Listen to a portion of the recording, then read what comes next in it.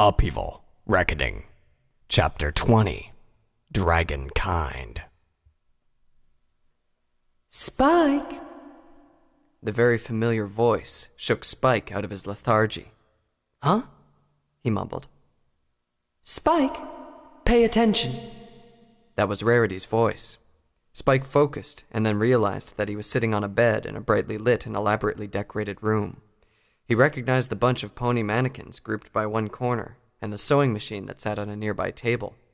The bedsheet was decorated with a diamond pattern, as were the walls. Rarity? He asked in confusion. What's going on? I brought you here, remember? Rarity replied. Spike couldn't help but be a little intimidated. He looked quite serious as she stared at him. Well, what is it then? Spike, I'm quite aware that you have certain feelings for me. What? But how did you... I didn't get to say it that time, so what could have... A hoof stopped his spluttering protests. And recently, I've become aware that I'm starting to feel something similar. Really? Spike's jaw dropped. Which is why I brought you here in the privacy of my bedroom, so we can explore these feelings properly, rather than embarrassing ourselves out in the street or some such thing. Oh, sure, Rarity. I don't mind talking about my feelings, and... Spike shuddered and stopped when Rarity's face moved closer to his.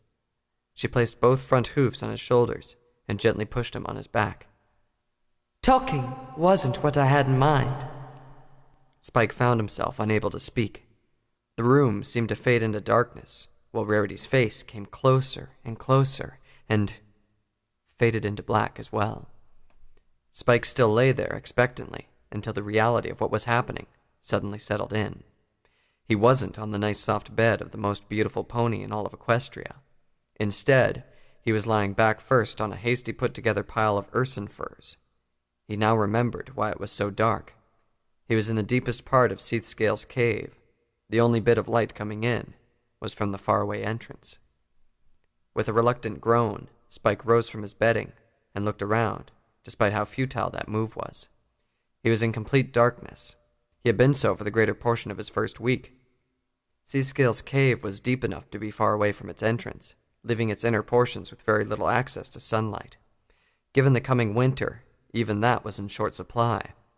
For the first couple of days, he relied on the torches positioned along the cave, but when they burned out, he couldn't find any replacements.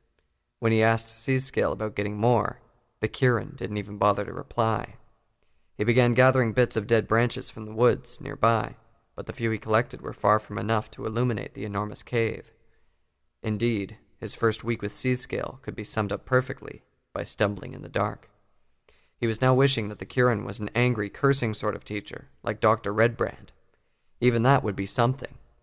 Seascale didn't shout or growl at him at all, but that was because she would barely even talk to him. He could count on one claw the number of times she would say anything in a day. She hadn't even bothered to set any rules about her lair. The fear of touching something he shouldn't touch, or saying something he shouldn't say, all but rendered him nearly paralyzed around her. Instead of talking, Seascale spent hours just lying in the dark, quietly. Prince Dorado had mentioned that the Kirin got a little broody at times. The prince had obviously understated that aspect. Seascale brooded nearly all the time, next to her small hoard of golden coins and jewelry.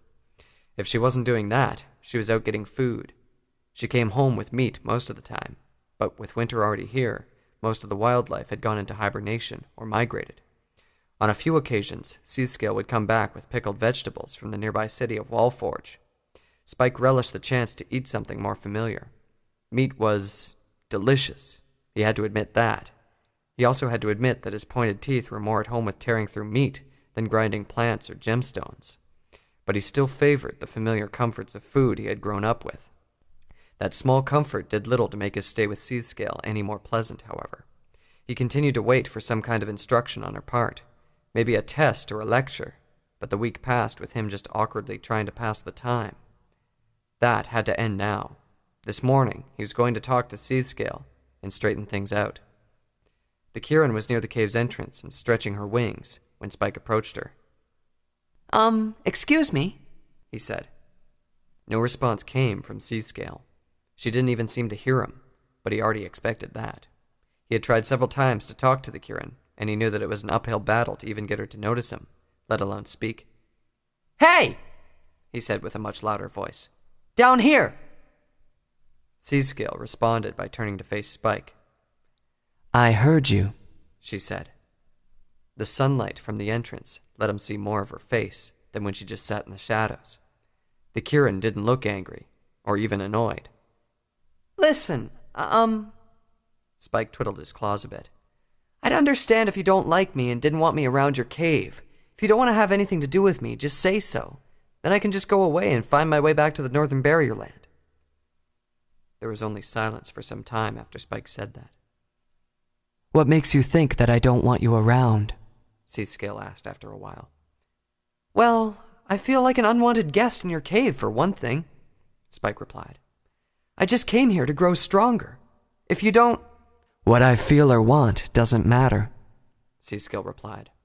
The prince has given me the task of helping you, and I will do so. But we haven't done anything in a week. How's just standing around a cave supposed to help me? Seascale tilted her head slightly and took a closer look at Spike. You're upset, she said. The proximity of the Kirin's head took Spike aback. He could pick out some of the wickedly pointed teeth that protruded from her upper lip, and he could smell smoke mingling with her breath. Well, maybe a little, he replied. Seascale pulled back before speaking some more. I needed some time to just get used to having you in my cave, she replied. Just getting used to your presence and scent has been surprisingly difficult. Well, we could still talk, right? The process goes two ways. I had to get used to sharing my cave with another, and you had to get used to some degree of isolation. Seascale walked out to the sunlight, with Spike following close behind. You spent too long being a pony, she went on.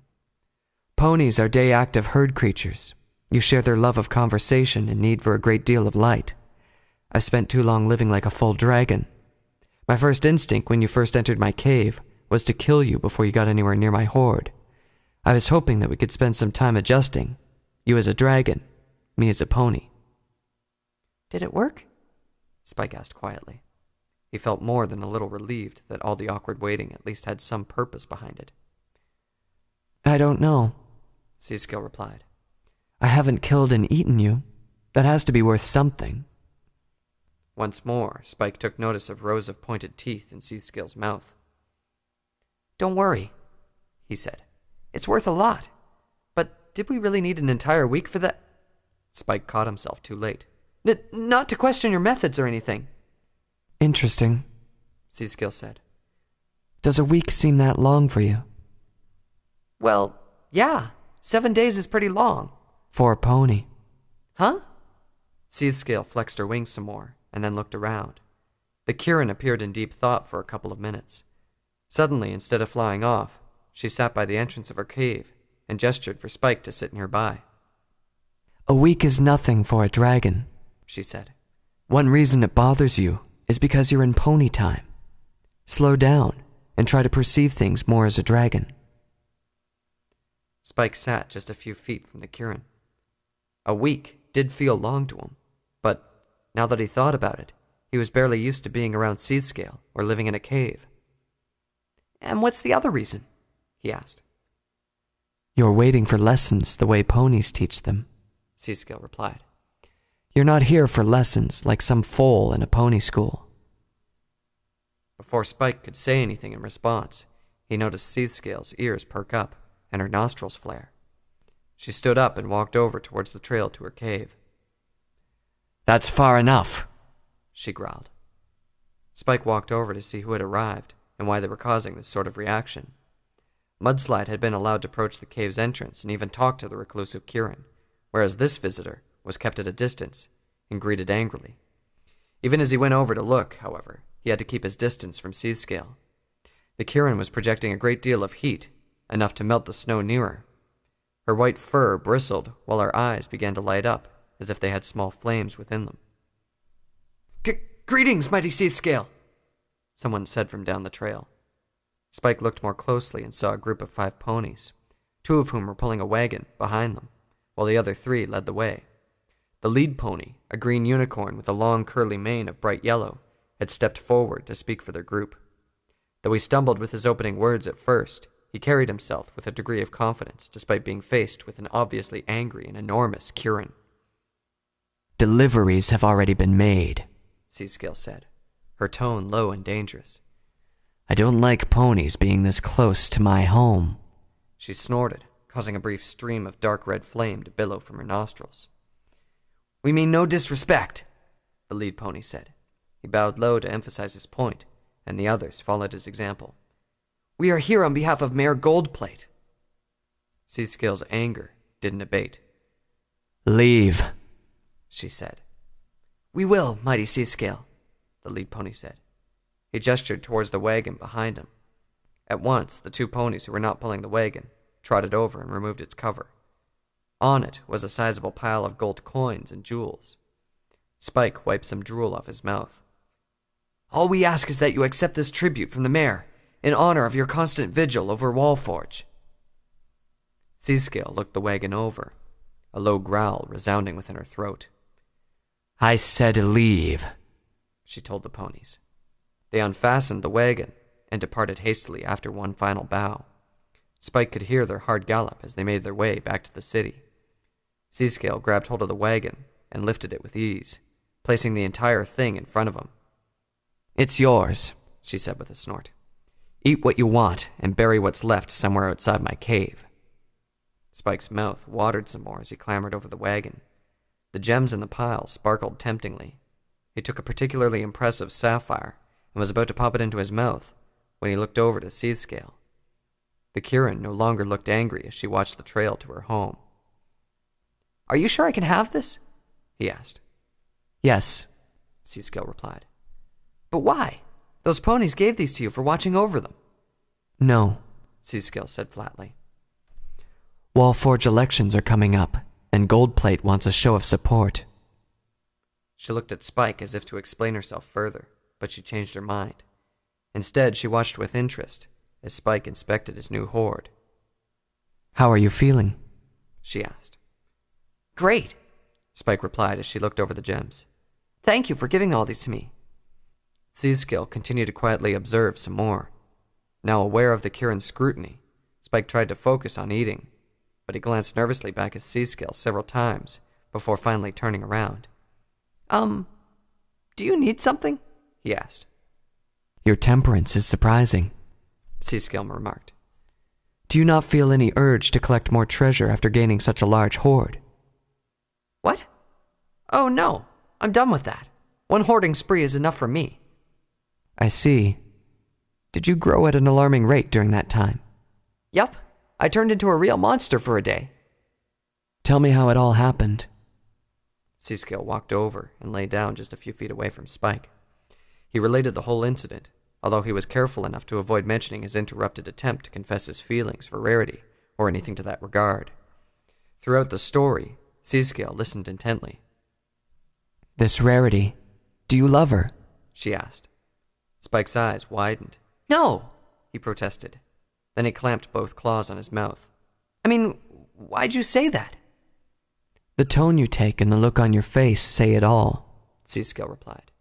You may as well wear a shirt with her face on it. It's not a bad thing, is it? Spike asked. I mean, I'd understand if you don't like the thought of it because, well... Why should what I think matter? Are you going to force yourself on this Rarity, then make her bear a Kirin foal? What? Of course not. I would never think of doing such a thing to her. Then you decide for yourself what to make of your feelings. Spend more time understanding your dragon aspect, then look at your relationships. I will say this, however. This Rarity has been a good influence to you. She's taught you to control your gluttony, lust, and greed. From your story, you successfully overcome your appetite phase, thanks to her. Spike smiled at the thought of Rarity being able to help him overcome something. It was true. He had reverted to normal during that time, thanks to her. What Seascale had mentioned intrigued him, however. What's this appetite phase? He asked. It's the first of the phases that dragons go through in their lifetime.